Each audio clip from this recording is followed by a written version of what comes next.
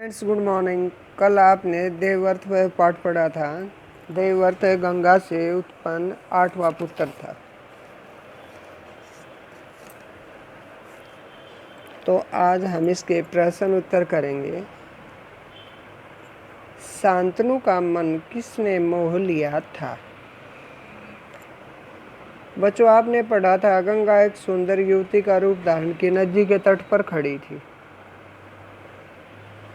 उसके सौंदर्य और नव्यों ने राजा शांतनु का मन मोह लिया था। किसने? गंगा ने। प्रश्न 2, विवाह का प्रस्ताव रखने पर राजा शांतनु ने क्या कहा?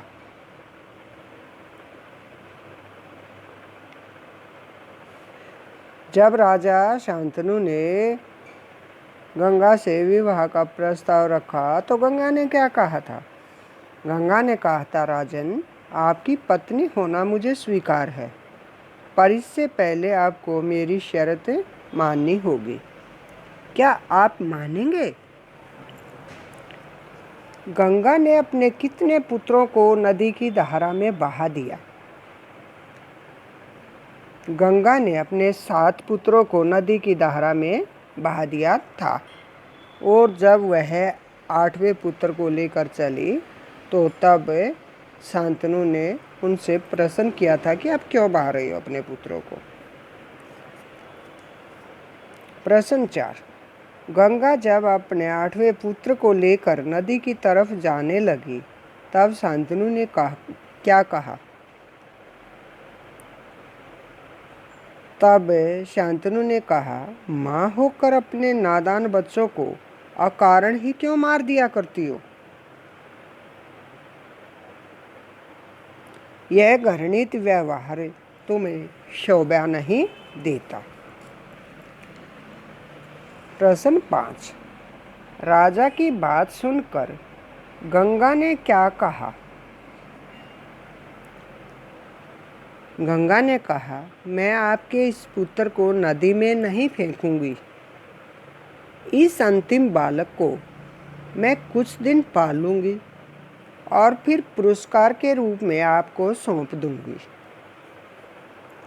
किसने गंगा की प्रचंड धारा को रोक दिया? गंगा के 8वें पुत्र देवव्रत ने बाणों की बौछार से गंगा की प्रचंड धारा को रोक दिया। प्रश्न 7, देवव्रत ने किस से शिक्षा प्राप्त की?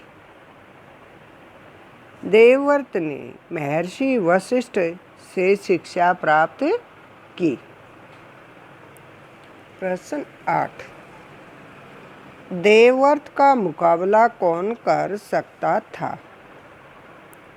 शास्त्र ज्ञान में शुक्राचार्य और रण कौशल में परशुराम ही देवव्रत का मुकाबला कर सकते थे। कौन कौन कर सकते थे? तो शुक्राचार्य और दूसरा परशुराम। शास्त्र ज्ञान में शुक्राचार्य और रण कौशल में परशुराम। इन प्रश्न उत्तरों को आप अपनी कॉपी में लिखोगे और याद करोगे। बच्चों, साथ साथ लिख कर याद किया करो।